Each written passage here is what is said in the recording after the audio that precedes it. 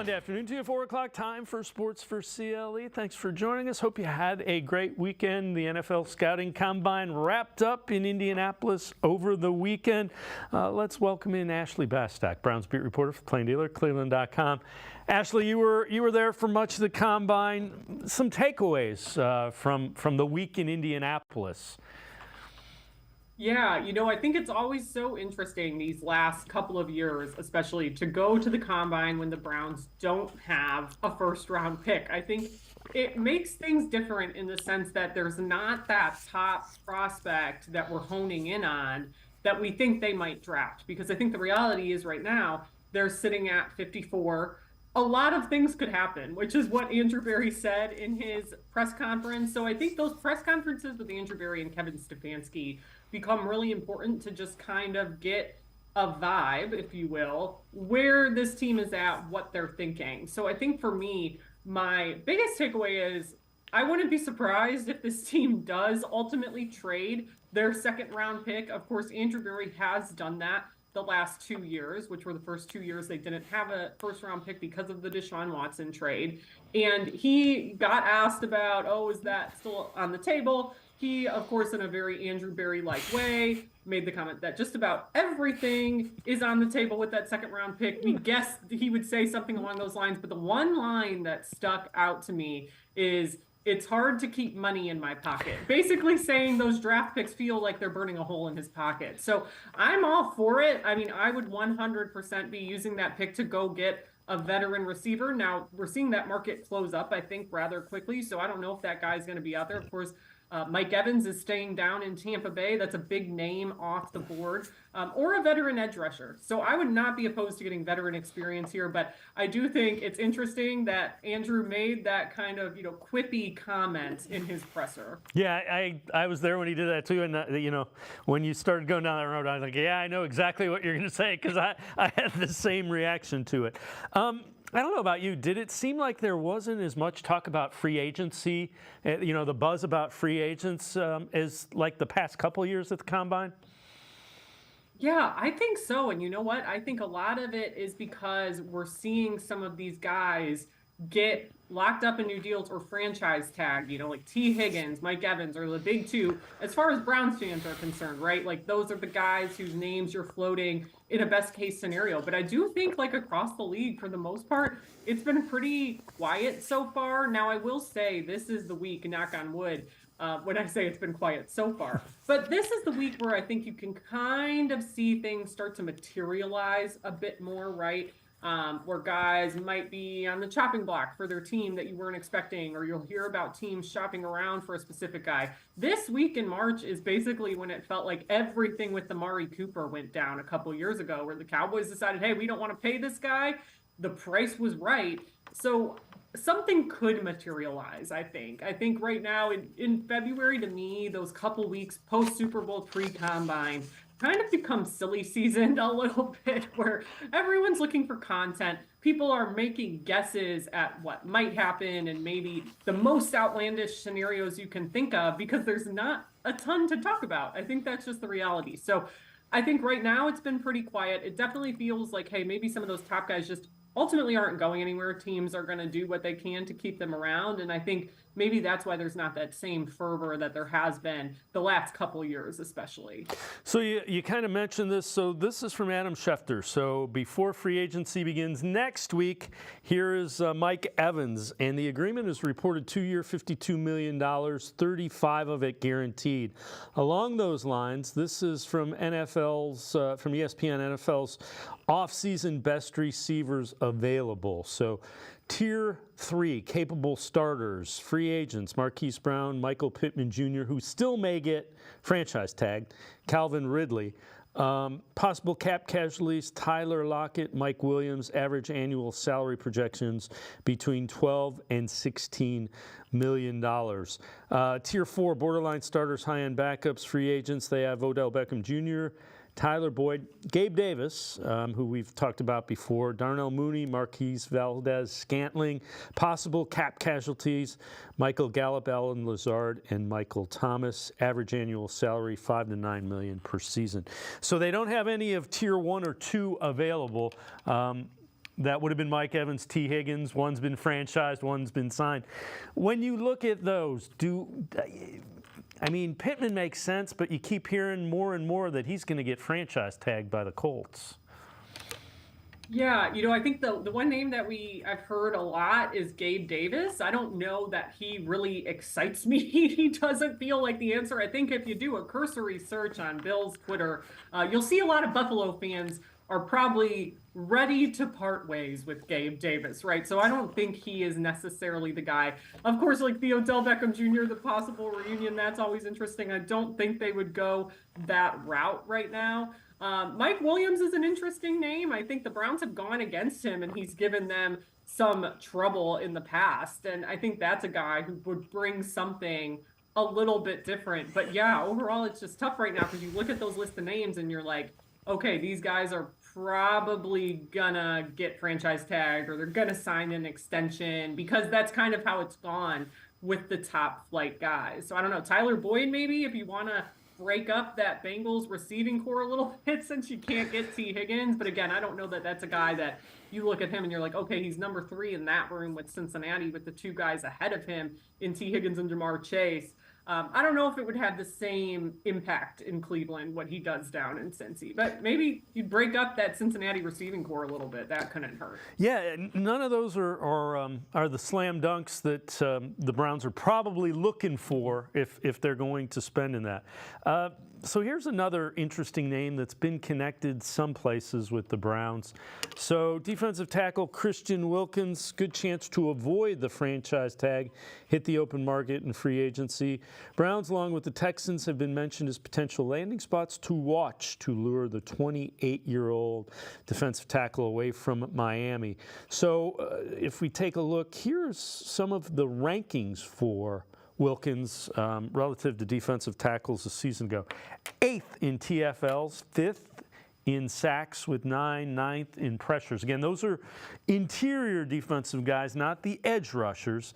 But actually, Ashley, in Jim Schwartz's system, he wants a guy that pressures from the middle of the defense. That kind of sets everything else up. Yeah, he's talked about extensively. He wants those guys in the middle to be my favorite Jim Schwartzism ever, maybe Ferraris and not dump trucks. I think there was some confusion last year on what that phrase meant. It basically means he doesn't want those guys to get stuck in the 2 gap and just have to eat up blockers. He wants them to get in the pocket, get after quarterbacks. And those numbers right there for him, I think he'd be that Ferrari that you want. My one question is, will the Browns, because before last year, we had not seen Andrew Berry willing to spend a ton at D tackle until they signed Dalvin Tomlinson. Now, the nice thing is with that deal, Dalvin Tomlinson still has a pretty low cap hit going into this season. I don't remember it right off the top of my head. I believe it's still in the single digits. Next year is when that cap hit starts getting more, closer to that $20 million cap hit. So I am curious because they did spend big last year. I'm also curious to see if, hey, when they are on the clock in the draft, if they end up keeping that number 54 pick, there's some nice D tackles in this draft. So would they go that route again and maybe get a guy like Mason Smith, who I've wrote extensively about after being in India, joked he's kind of like my combine crush that I get every year. It's like one player who you become convinced they would fit in perfectly on the Browns. So genuinely, I'm curious if we will see Andrew Berry willing to spend big in free agency, or maybe he could get the price right somehow, some other way. We know these guys are experts at managing the cap, but I'd be curious to see if he's willing to spend big on a veteran DT to beef that up even further. We do know they have 3 guys who are kind of set to become free agents. It sounds like Jordan Elliott, Mo Hurst, Shelby Harris, all those guys, their contracts are up. So there's room there to add some depth depending on who comes back in that room. But it's an interesting question just because we haven't seen Andrew Berry spend a ton there yet outside of Tomlinson. So here's one for you, and I found this really interesting. Who do you think Andrew Berry's best free agent signing has been since he's been general manager? I know that. Yeah, that's tough. Like, because the Amari Cooper, that's a trade. He right? Didn't wait to, yeah. So it's like, I think Amari for me is like the best deal he's made, but it's not a true free agent signing. Yeah. So Yeah, I don't know. I guess you'd either have to go for me with Zadarius Smith or Dalvin Tomlinson, I think. Last year, I mean, I know neither really had the sack numbers that they envisioned, but Dalvin is underrated, I think, sneaky good at his position. And I did a whole story in October this past year talking to other guys on the D line about, hey, what makes this guy so good? I do think there really isn't as much of an understanding amongst interior D linemen of, or amongst fans about what makes an interior D lineman good, because they aren't the guys typically racking up the sacks. And, the way guys talk to him, I think Obo Okoronkwo told me he would love to have Dalvin Tomlinson lining up next to him every single snap. And I think he said, do you see how he uses his hands? Like, he is violent when he gets his hands on an offensive lineman. So maybe it's those guys. It's hard. I think that for the most part, we've seen Andrew Berry be so proactive that, like, his best deals are trades to me, more so than free agent signings or any draft pick. Ashley Bastock and I are going to step aside, take a quick time out. Other side of the break, we'll head to the voicemail of Truth and Reason. We continue talking Browns on Sports4CLE. Stay with us.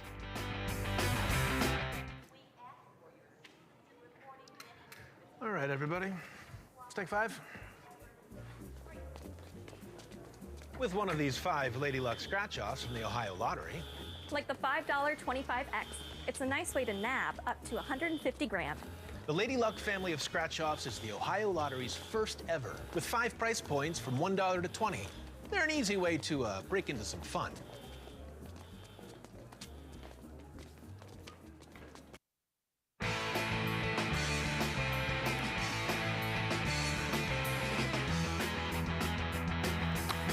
We continue talking Browns with Ashley Bastock, Browns beat reporter from the Plain Dealer, cleveland.com. Let's head to the voicemail of Truth and Reason. This is Tony Frost, Toledo, Ohio, longtime Cleveland Browns fan. This goes out to all those who say Watson looked mediocre and didn't look good. In the NFL, it's all about W's and L's. And Watson has only lost 1 game this past season, and he looked pretty good to me. So let's just get off the bashing Watson bandwagon and let's get with our quarterback. Go Browns.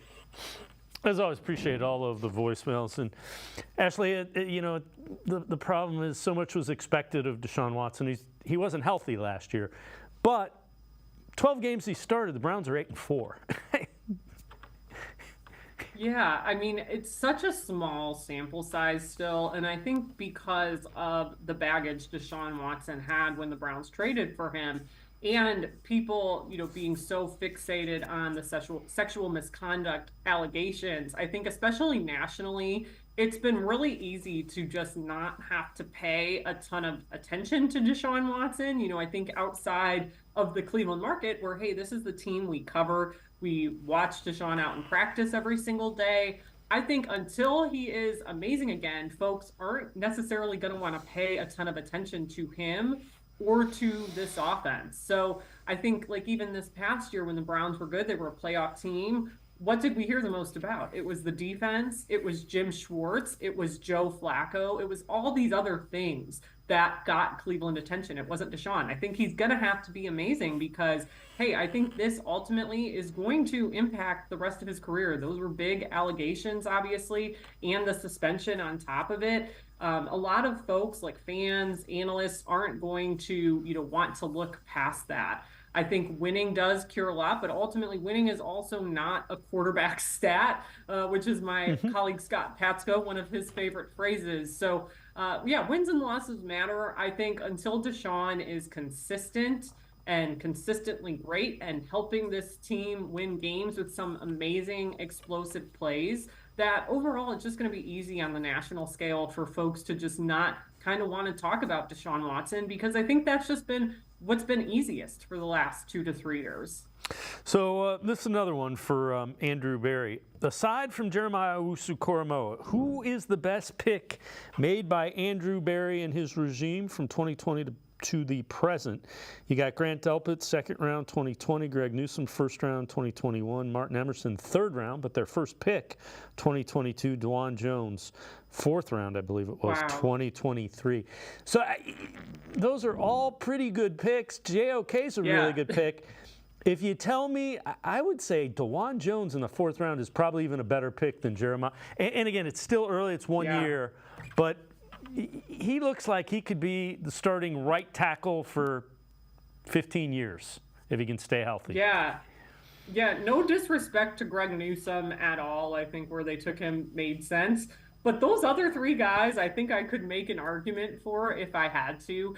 Maybe take Grant off the list. I mean, I think Grant Delpit has been amazing this past year. But take him off the list because it did take him a while to get going. He did miss his entire rookie year after that Achilles injury. I think you could make a great, solid argument, though, for him still, even with that. He fits in this scheme so perfectly. He's got the size, he's aggressive, all that.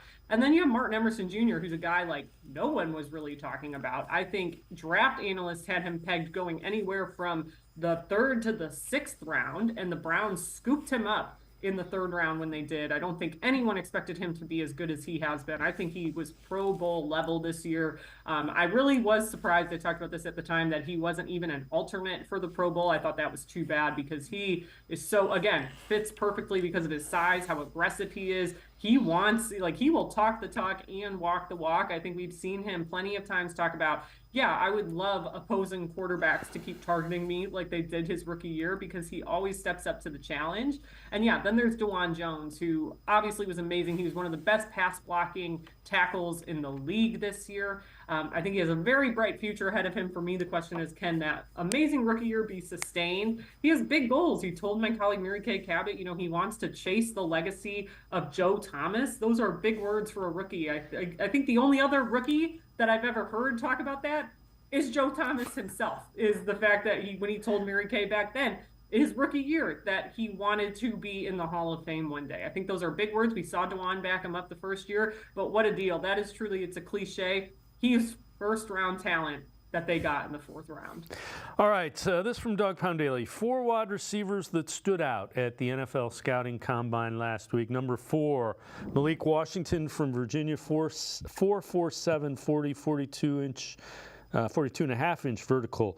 Jermaine Burton, 4'4", 640, 11-foot broad jump. Xavier Worthy set the record for the 40, 4.21 was his 40 time. And then Tez Walker, 4'3", 640 time, 40-inch vertical leap. Again, when you look at those wide receivers, and we'll get, I know you had 3 that you think the Browns could target. We'll get to that in a minute. Who at the Combine kind of grabbed your attention? I know the 40 time is something, but who else other than Worthy? Yeah, that's hard because I think it really was him. And he grabbed my attention in the sense that I am guessing he's not going to be available anymore for where the Browns are picking. So that was honestly my biggest attention-grabbing moment. I think I'm like a lot of people. I think I have a hard time attaching meaning to some of those testing times. I think very rarely does it matter in terms of where a guy is picked. Like we saw Donovan Peoples-Jones a few years ago at the 2020 Combine was like the best receiver in just about every category.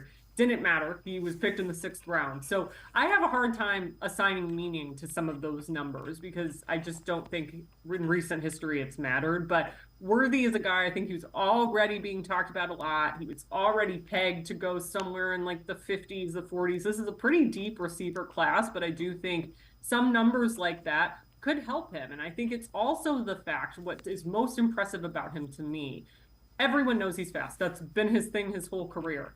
But that speed translated to actual production even when he was just a rookie at Texas. So I think that's huge. Like, of course, there have been plenty of guys come through. We had one here in Cleveland not too long ago, Anthony Schwartz, who have been fast, but that football part of it doesn't translate. But with Worthy, it's translated throughout his career. I think he could make an immediate impact with that speed on an NFL roster because of that history. Yeah, that's absolutely fair. So take a look, a couple of these tweets. So he set the 40-yard dash record, 4.21. Record-breaking, he broke John Ross's record from 2017 by just 1,000th of a second. Top speed of 24.21 miles an hour, 10-yard split of 1:45. Now, cautionary tale, here are the fastest times in Combine history. Chris Johnson was pretty good, fourth fastest as a running back. Wooleck is a pretty good cornerback for the Seahawks. Marquise Goodwin has done some good things. But to your point, Worthy appears to be a football guy who can run fast as opposed to a track guy who's playing football. Yeah, I do think that's what I always try when I get questions after the combine, like I just did, to maybe temper expectations on the testing times a bit, because I think you can't get stuck in that, right? And I don't think most teams do, but I think it becomes very much a talking point for fans and speculating and saying, oh, this guy tested really well, blah, blah, blah. I mean, we're seeing more and more guys just not test at all because I think people realize, hey, there's not a ton of upside to doing this. There's more of a risk of injury because it's so unnatural if you think about how football players move and what they're actually doing out there. It's not that functional speed anyway. Do you really need to see an offensive lineman run a 40-yard dash? I don't know. Maybe some people find value in it. I don't personally see the value in it. I think there are other ways to evaluate prospects that maybe go beyond game film that aren't quite these tests. But hey, it's become such a thing now. I would just caution, looking at that list is a perfect example of how many guys on that list are your top flight receivers. You don't see any of those guys that make that list. And a lot of those guys probably didn't even test or run at the combine in recent years. All right, I know you wrote an article from the combine. 3 receivers you think the Browns could target. Who were they and what do you like about them? Well, one was Worthy, so we don't have to talk about him anymore. He was great. I know Jalen Polk out of Washington is another guy who his name keeps coming up. I'm curious. He's got some size to him. All the scouting reports say he uses his size well. And I think he's a guy that ultimately is going to be available around 50 still where the Browns are picking. And then the other guy is Roman Wilson out of Michigan, which I'd be interested to see if the Browns go that route because it feels like they already have Elijah Moore. I don't know that Roman Wilson would be super, beneficial in terms of adding something you don't have on your roster. But he was very effective, of course, during Michigan's national title run, primarily a slot guy. And that's the other thing about Polk. He's played in both the slot and outside. So I think that's some versatility there. But Wilson, your primary slot guy who does have speed. So it's kind of like the opposite of David Bell, where it's somebody you would play inside that's a bit quicker. So I think it's interesting just because he's a guy who would be available around there. But I'm not super confident that he would add something to this roster that they don't already have from multiple guys, really. Ashley Bastock, Browns beat reporter for the Plain Dealer, cleveland.com, and I can step aside, take one more time out. Other side of the break, CBS Sports' biggest winners and losers from the Combine, plus some defensive tackles the Browns could target in the upcoming draft. Sports4CLE will be right back. Stay with us. Come back to go forward. Back to learning new things. Back to pursuing your dreams. Tri-C has flexible learning options to fit your life. And every year, more than 1,000 local companies provide Tri-C students with real-world learning. The right education can boost your lifetime earning power by hundreds of thousands of dollars. Start now with a college education you can afford. Tri-C, where futures begin.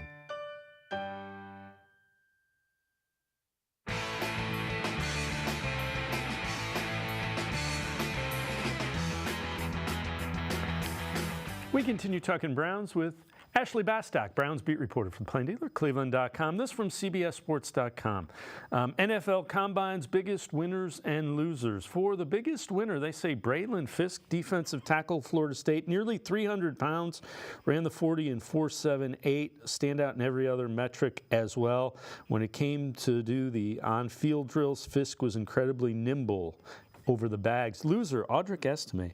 Estime had the slowest 40 time, 4.71 among the running backs, and receivers would be the third slowest among tight ends. Ashley Fisk was impressive, and that's a guy that played at Western Michigan. Relative to Estime, you got to remember, 20 years old, so he might not have trained the way he probably needed to for that 40-yard time. Tell you what, I saw enough Notre Dame games where he was running away from defenses. Yeah, I mean, I think, too, that's this whole idea. It goes back to the idea of the testing numbers don't tell the whole story. And I know, that was basically the same conversation everyone was having around David Bell 2 years ago for Browns fans, to give them like a comp. Not quite the same thing, obviously a different position, but I think ultimately it comes down to football speed is different than sprinter speed. If you're a running back and you test poorly in the 40, I understand why that raises some red flags for people. But at the same time, if there's a bunch of tape of you playing quality opponents and maneuvering around defenses and breaking tackles and doing all those things, I do think that means something a little bit different, and a team will probably take a chance on you. I do think, honestly, if you're going to test poorly, do it as a running back, in my opinion, because you're probably not going to get drafted super high anyway, just because of how the league works anymore and the positional value. So I think ultimately, hey, people might be down on him now. I wouldn't be surprised if it doesn't like impact his draft stock at all, just because he's probably going to get drafted lower anyway, just because of the position he plays. So who are the 3 defensive tackles you think the Browns could target? Again, I know you wrote an article from the Combine about this. Yeah, well, one was Fisk, actually, and I do think it was those testing numbers. For as much as we've talked about the testing numbers, they were impressive. I do think with him, though, and I've seen people get down on his size a lot. 6'4", 292 is what he weighed in as, so he's got the height, maybe not enough weight that most teams would want. But I do think that athleticism is impressive. The NFL does their athleticism score outside of the Combine. He got an 89, which was the highest amongst all DTs there this year.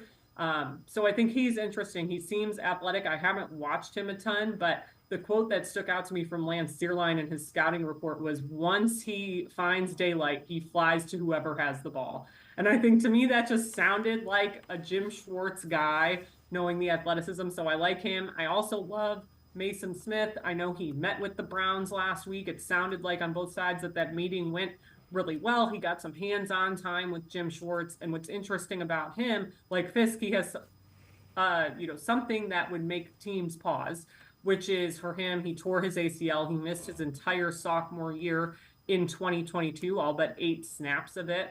And I think that might scare some teams away. But when he walked up to the podium at the Combine and I had a chance to listen to him, I was like, this kid looks unlike anyone else who's talking right now. And he alluded to that he likes the fact he doesn't look like a ton of other D tackles. He's 6'5", 306. I mean, he walked up there and I'm like, he looks like an edge rusher and not an interior guy. He's gotten after quarterbacks, though. Again, I think he would fit in really nicely in this Jim Schwartz scheme, and he has a lot of traits that Andrew Berry has typically gone for. He's got size, he's an SEC product, he's young, he's only 21, and he's a former 5-star recruit from the South, and we know Andrew has been drawn to those guys in the past.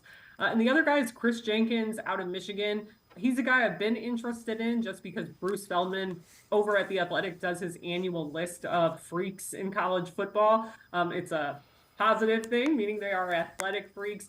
Chris Jenkins made that list last year. He came in 6th place, and at the Combine weighed in 6'3", 299. So actually, he's a little bit smaller than Fisk, but I haven't heard a ton about Jenkins' size, but I assume that would also be the hang-up with teams for him that might allow him to drop to the 2nd round. But again, he is a guy who he got after quarterbacks during this title run for Michigan, 2 sacks and 18 hurries this past year.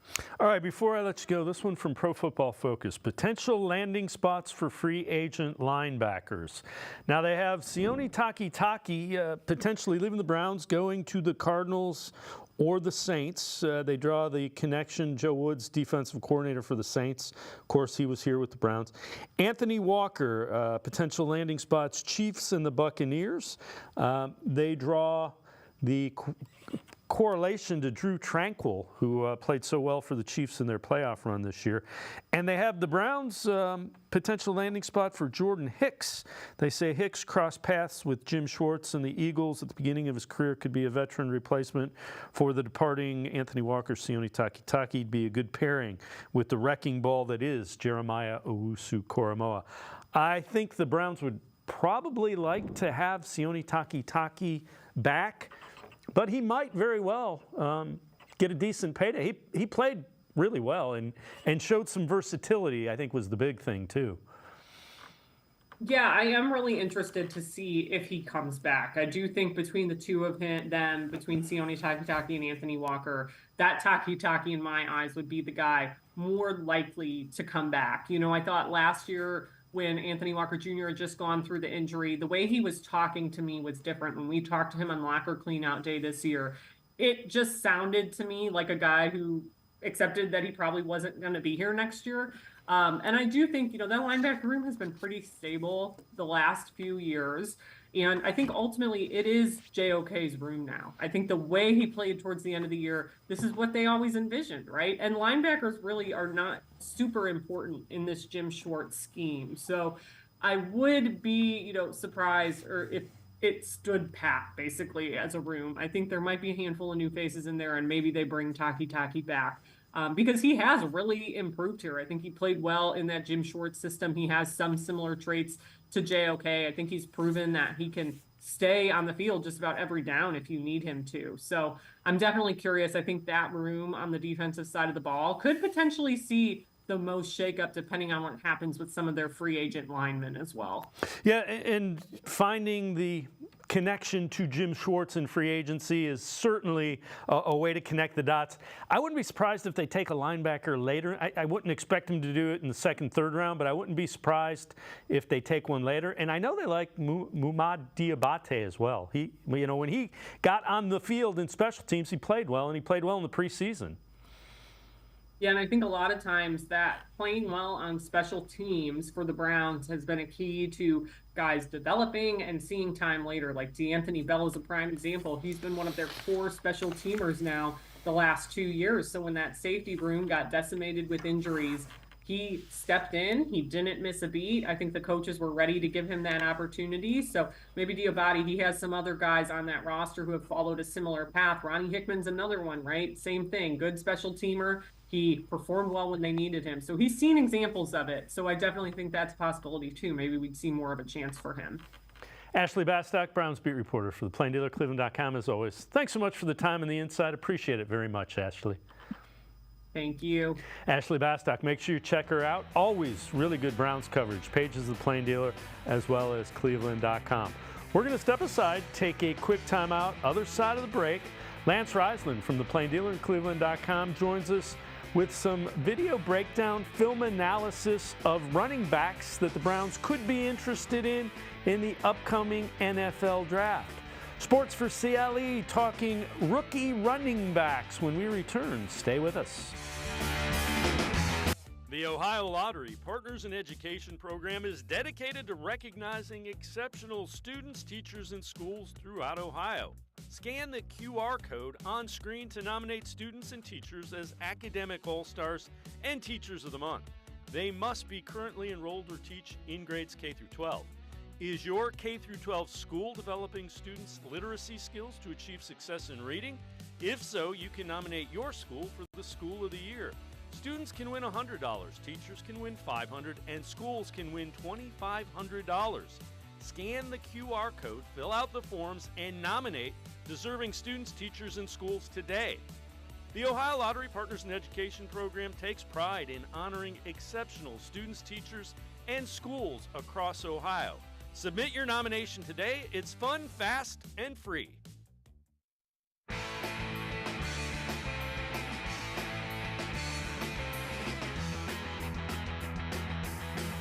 We continue talking Browns on Sports4CLE. NFL Scouting Combine wrapped up. We continue to look ahead towards the draft-eligible players coming up in the NFL draft. Film analysis, video breakdown, whenever we do that. We welcome in Lance Reisland from the Plain Dealer as well as cleveland.com. Lance, we're going to talk a little bit about some of the running backs in area. You would think the Browns would be looking towards, these would be all guys that are available second round or later. Let's start with Blake Corum, a guy from Michigan that Ohio fans will recognize the name. What do you see with Blake Corum when you look at him on video and film? Well, first of all, he's 5'8", 205, and he runs really compact. And when you think about, one of the first things I love about him is he comes from a hardball offense. And what I mean by that is he understands coming out of a huddle. He understands personnel groups, 13, 12, 10 personnel groups. He understands zone schemes, gap schemes. So there's a lot of things he understands. So that learning curve won't be that great. And then the other thing I like is that he ran pretty well. He ran a 4.53. His shuttle times were great. His shuttle time was 4.12. His three cone was 35.5. He had 27 reps for 225, which is number one with the backs. Great short area quickness. He has great jump cuts. He's a natural pass catcher, so he didn't run a lot of routes, but he can, and he'll only get better with that. He gets his top speed very quickly. So even though he's just a 4.53 guy, which is funny when you think that is slow in the NFL, but he has incredible acceleration. So he gets to that 4.53 really quick. He carries his weight really well. He has an incredible drive and passion. He had 24 touchdowns last year.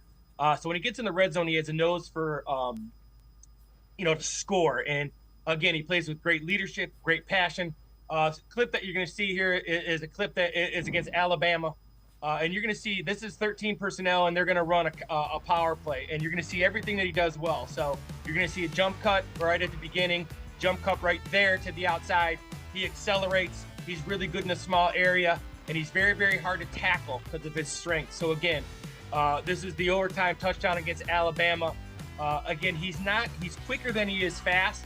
But he's not. All these guys, in my opinion, they can hit the home run, but these are chunk guys. And in the NFL, there are very few home run hitters at tailback, especially non-first round guys. You need guys that can get you a second, sixth, and chunk guys. And Corum's a guy that can do that. Really, really high in him, especially after the combine. His film matches the combine, and I think he'd be a great fit for Cleveland. Yeah, the other thing is you kind of touched on it. He's the guy that when they got near the goal line, they gave him the football, and he answered. Another Big Ten guy. This is a guy that he's 20 years old. Braelon Allen, a little bit bigger. I think he's 6'1", 235 from Wisconsin. But again, 20 years old. What do you see with Allen? Well, he's a monster guy. If you look at his film from 2 years ago, he would be a guy that you project as a first rounder in this draft. So he had 181 carries for 932 yards. He did have 12 touchdowns this year. Did not run the 40 at the combine, which is always skeptical to some. But me, I'm more of a film guy, and I think the film's more important than the combine. Some guys think differently, but I want to see the combine numbers and the pro day numbers match what you see on film. When you see Braylon Davis on film, he's a big kid. He's all of 6'1", 235 pounds. Again, he's a workhorse kind of guy. Very solid pass catcher, very natural hands. He's a very good athlete. He's very light on his feet for being a guy that's so heavy. He runs violently. He finishes runs very well. The knock on him coming out is that he did not catch the ball very well, and I don't see that. I see him as a very natural pass catcher. And a guy who improved. You can't improve the ability to catch sometimes, but you can get better at routes. And I think he catches the ball very well. He does not fight the football. I think he's a steal. I think he's one of my favorite guys at the running back position because of his potential. You worry about he runs a little bit high, but he's a guy who has great talent. If you look at this clip here, you're going to see him again. They're going to run a counter here. Wisconsin, again, very, very multiple, but you're going to see some of the jump cuts and light on his feet and ability to break tackles.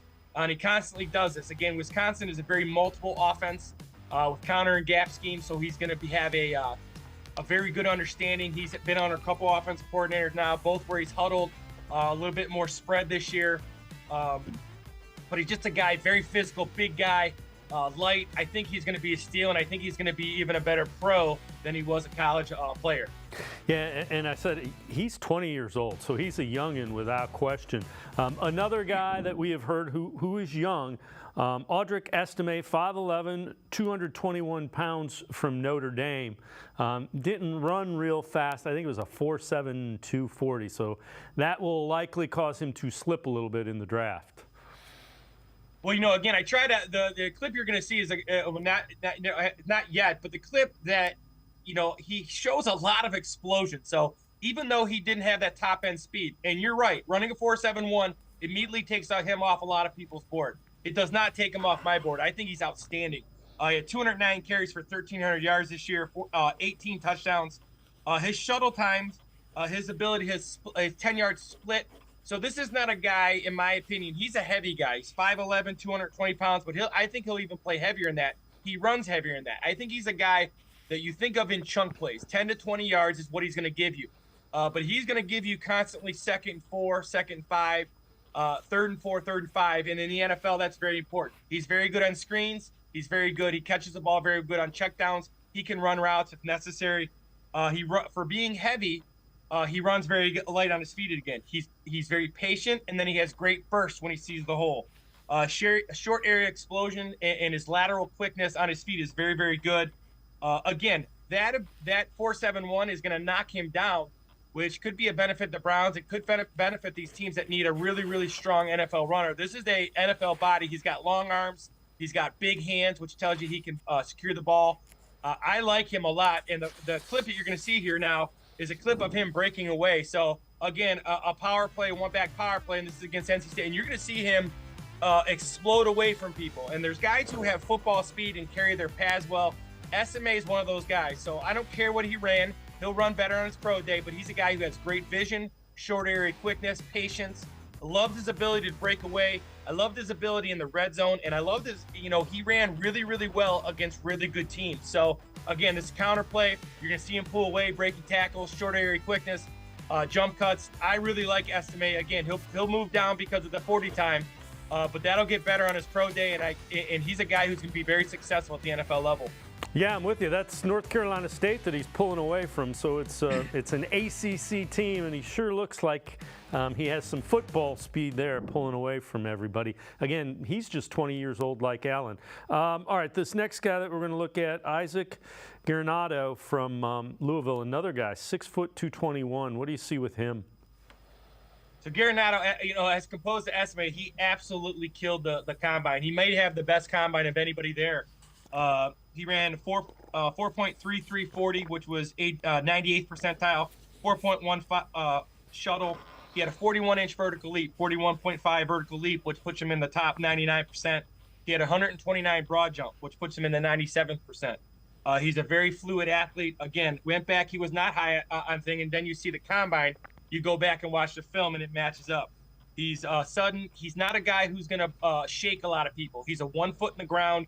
I think he's an outstanding zone runner. I think he'll get better at gap, but he can put his foot in the ground, and he gets vertical with that speed. He's also very heavy. He's 221 pounds. So his vertical burst after that first foot in the ground is outstanding, and he's hard to tackle because of that length.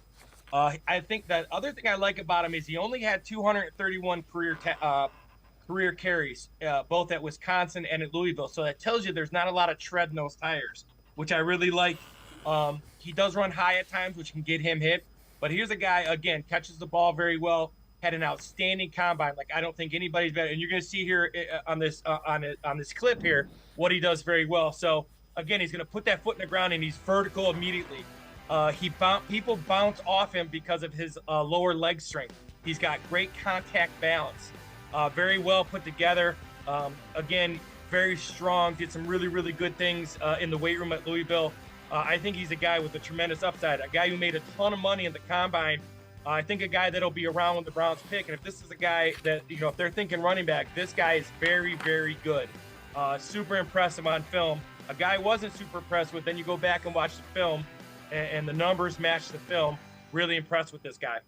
All right, our last guy that we're going to take a look at, running back prospects, Carson Steele from UCLA. And when you mentioned this when we were talking before, Ball State. So that's where the name kind of clicked with me. The year before, he was at Ball State, last year at UCLA. What do you see with Steele? So that transition to the to the Pac-12 was very, very good. He had 845 yards last year. He had 1,500 yards the year before. This is a guy I love. He's a guy who doesn't have all the measurements. He plays. He's a berserker, right? So he gets the ball and he is running with his hair on fire all the time, and I love watching him. He's a hard runner. He's violent. At UCLA, he was one of those guys. He's first at practice, last to leave. He's 400-pound bench guy in the weight room, 615-pound squat, 7% body fat. He runs very compact. He runs very violently. He's a multi-scheme fit. He can fit in pass protection. He can fit in zone. He can fit in, gap schemes. Whatever you want to throw at him, he can do, and he does everything with a smile on his face. He's a special teamer possibility. He plays with his hair absolutely on fire. You're going to see in this clip we have, he makes a really good jump cut. And this is kind of what you're going to get. You're going to get a jump cut, and then you're going to get a vertical push, and you're going to get that really heavy run, always leaning forward, always getting you positive yards. So, again, he's a guy that a lot of people see as a free agent. I love this guy. And for what the Browns do physicality-wise with their run game, both in the gap and the zone schemes, this is a guy that fits. This is a guy that is super heavy. He's really hard not to like when you see him on film. He catches the ball very well. He's a natural ball catcher, a guy I really like, and a guy who I think has a long career on Sundays. Lance Reisland, as always, great stuff as we take a look at different positional groups for NFL draft possibilities coming up for the Browns. As always, great stuff. Appreciate the time and the insight. Thanks very much, Lance. As always, thanks for having me. It's Lance Reisland. Make sure you check him out. Always really good stuff relative to film breakdown, video analysis. Sports4CLE going to step aside, take a quick time out. Other side of the break, Chris Fedor. We're talking Cavs. Sports4CLE. I'll be right back. Stay with us. All right, everybody. Let's take 5. With one of these 5 Lady Luck scratch-offs from the Ohio Lottery. Like the $1 Lady Luck 5X. Because the pink really pops like my safety vest. Plus the $1,000 grand prize really hammers it home for me. And this $2 10X really nails it for me. $2 for a shot at 10 grand? That's rock solid. The Lady Luck family of scratch-offs is the Ohio Lottery's first ever with 5 price points from $1 to $20. They're built for fun.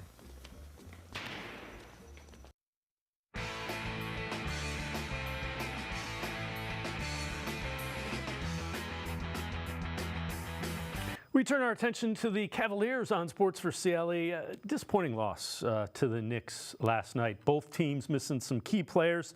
Cavs now a game behind, or half a game behind the Bucks, third in the Eastern Conference. JB Bickerstaff, about that loss to the Knicks last night where both teams were missing some key players. I thought we played in spurts. I thought we had a good second quarter. I thought we had a good fourth quarter effort-wise.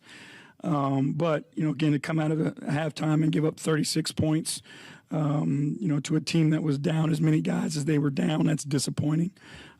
Defensively, we've got to be better than that. And what it came down to was a lot of one-on-one and holding your man up and them attacking our paint and then creating for each other. That happened in the first quarter and the third quarter. But, we've just got to be better. You got to stand your ground at some point. And that's what I think, in those quarters, we didn't do a good enough job. I just watched us, backpedal as we were guarding guys one-on-one and allowing them to get to the paint. And when you allow them to get to the paint, now, you got to protect the paint. You're in rotation. They end up with, open shots. And, they made their shots. Let's welcome in Chris Fedor, Cavs beat reporter for the Plain Dealer, cleveland.com. Cavs, Chris, Cavs have not been great coming out of the All-Star break. How concerning is this stretch of games if you're J.B. Bickerstaff and the Cavs? Well, I don't know what he was talking about after the game, to be perfectly honest with you, Dave. They scored 98 points. They only gave up 107. You can win games in the NBA giving up 107 points. Teams do it a lot. But scoring 98, if you don't crack the 100-point mark in the NBA, your chances of winning are minimal. And they've played 3 times against the New York Knicks so far this year, and they have yet to crack the 100-point mark in any of those games. So I don't know how he's focusing on the defense. I get it. He's got high standards defensively, and this is a defense-first team, and that's what he wants these guys to be built on. And he's going to continue to point to that over and over and over again to reinforce that identity. But they scored 98 points. They made 1 basket in the final 4 minutes of a game that was up for grabs. You can't win in the NBA that way with that kind of offense. So I thought last night was concerning, but I do think we have to put it in perspective. Part of the reason why they scored 98 points is they didn't have Donovan Mitchell. Part of the reason why they scored 98 points is because they didn't have Karis LeVert. When you're down 2 of your primary ball handlers, shot creators, and playmakers, it puts a whole lot of pressure on Darius Garland. And he simply wasn't good enough. They didn't get enough from the bench. The Cavs have to figure it out moving forward here down the stretch. I do think their play since the All-Star break, the level of inconsistency that they have shown, the level of sporadic play, especially on the offensive end of the floor, it's just not good enough to compete with some of the top teams in the Eastern Conference. And if they don't find their offensive rhythm that they showed in the 6 weeks without Darius Garland and Evan Mobley, it's going to be an early playoff exit once again, because you cannot play offense the way that the Cavs did last night against the Knicks and the way that they have since the All-Star break and expect to consistently win NBA games, not in today's era. Yeah, and to your point, you tweeted this out, and it really kind of drives it home. In more than 1,200 minutes without Donovan Mitchell this season, Cavs have an offensive rating 111.3. It's pretty much what the Pistons are, and they haven't hit double figures in wins. Or if they have, they just have. I have to admit, I haven't checked the Pistons record the last couple of weeks, but they're close to 9 to 10 wins. I guess this just shows how important Donovan Mitchell is to this offense and this team. And you know what, Dave? There's an intangible factor involved here, too. And we've talked about this a number of times. Donovan Mitchell is at a stage in his career where there's a level of readiness that he has. There's a level of understanding that he has. He believes that he's ready to compete for championships. He has seen what it's like in the playoffs. He has seen what it's like in the regular season. And there are other guys on this team that you wonder about their readiness. You wonder about their professionalism. You wonder about their basketball maturity. That's what it comes down to. To me, Donovan Mitchell is the tone setter for this team. He brings the energy, the effort, a professionalism, and a seriousness to every single game.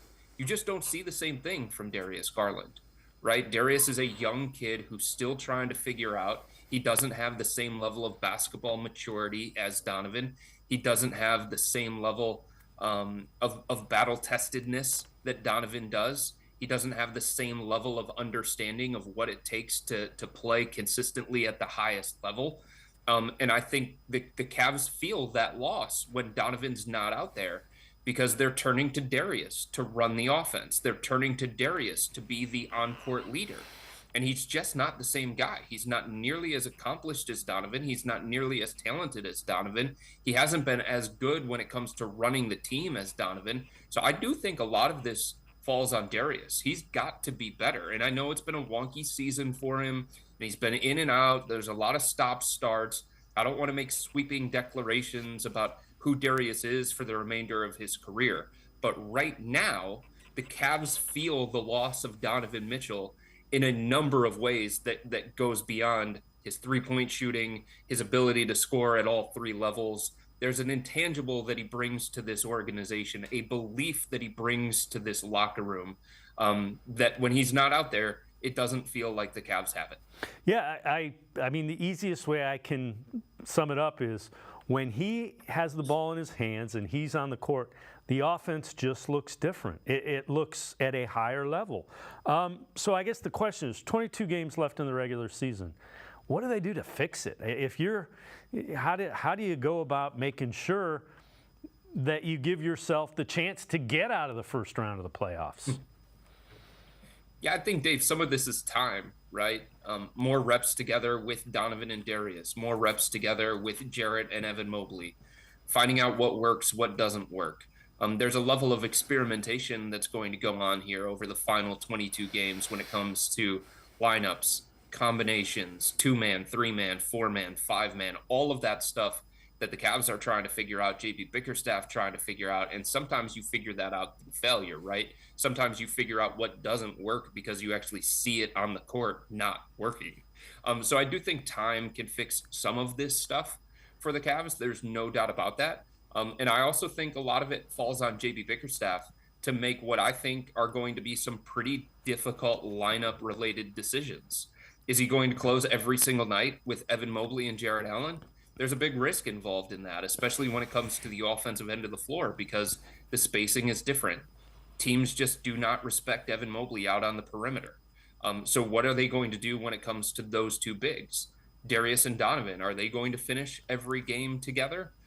Can they get something more out of the power forward spot than what they've gotten recently from Dean Wade and George Niang? So again, there are ebbs and flows that happen throughout the course of an NBA season. And right now, the Cavs are not in a great rhythm, especially offensively. With more time, is that going to change?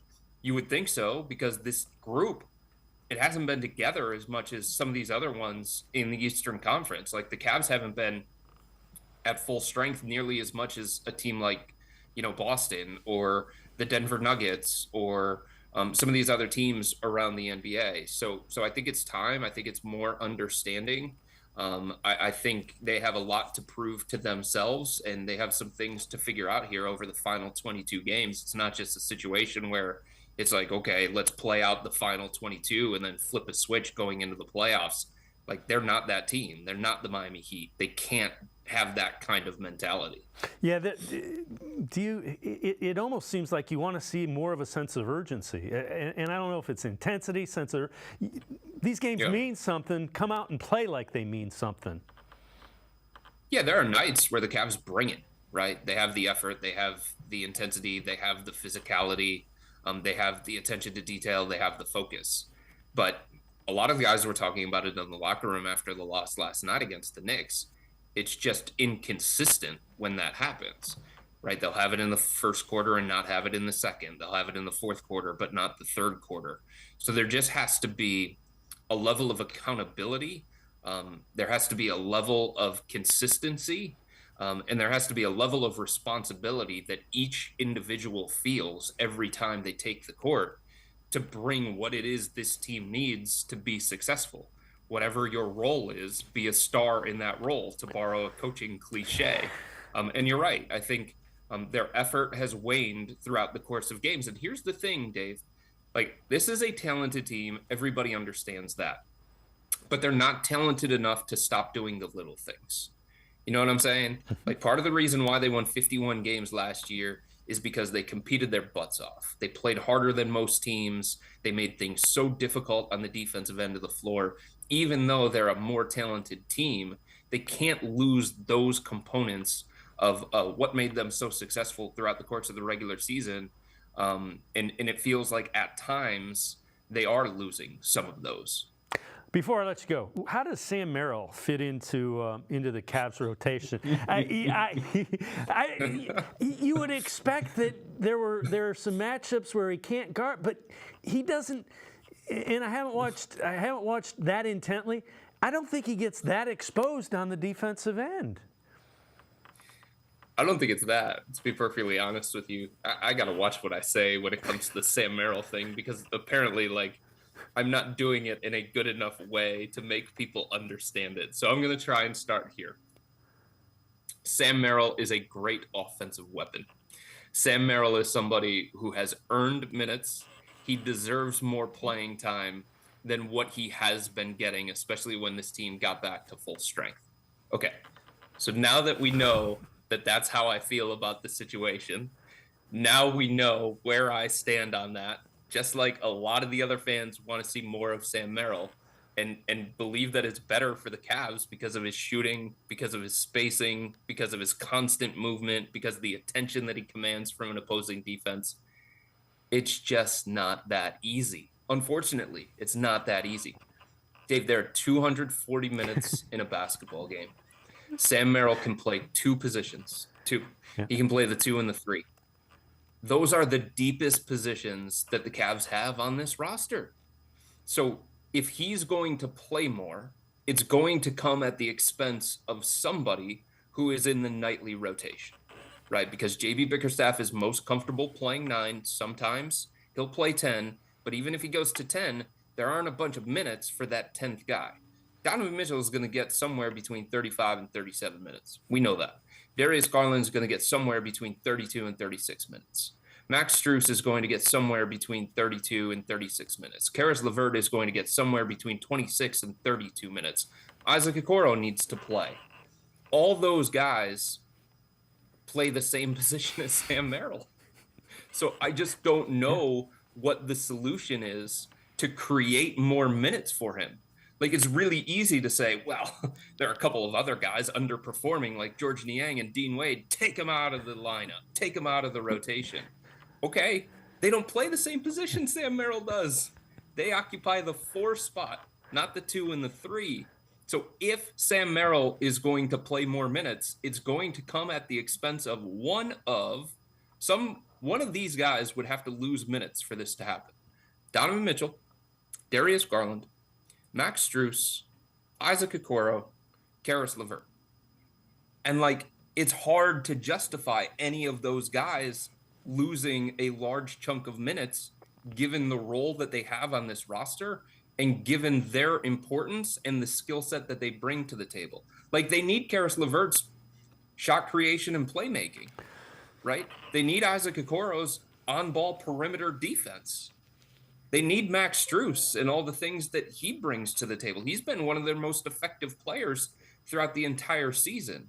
So I just think it's going to have to continue to be a situational thing with Sam Merrill. As frustrating as that is, in the words of Sam Merrill the other night after the Detroit game, we got a lot of guys. We got a lot of good players. There's not enough room for everybody who deserves minutes. Yeah, you know what? That's well said. And it may be a thing of, well, Max isn't hitting his 3 tonight. Right. We need Merrill in there. So, yeah, I got you. That well said. Chris. Or you know what, Dave? It might be a situation where like teams are just completely ignoring Isaac Okoro and the Cavs feel like their offense is bogging down and they say, we're going to make the sacrifice.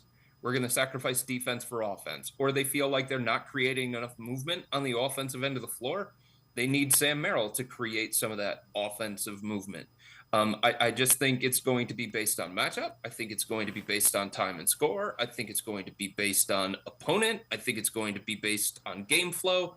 And like that's built into your role if you're the 9th, 10 guy on this roster. Not everybody can have the role of Donovan Mitchell, right? Where the minutes are going to be guaranteed no matter what happens. Yeah, that's fair enough, and it certainly makes sense. Chris Fedor, as always, great stuff. Appreciate the time and the insight. Thanks very much, Chris. You got it, Dave. Anytime, man. Chris Fedor, make sure you check him out. Always great Cavs coverage. Cavs beat reporter for the Plain Dealer, cleveland.com. It's going to do it for this edition of Sports for CLE. We'll see you back here tomorrow at 4 o'clock. Have a great night, everybody. See you tomorrow at 4 on Sports for CLE.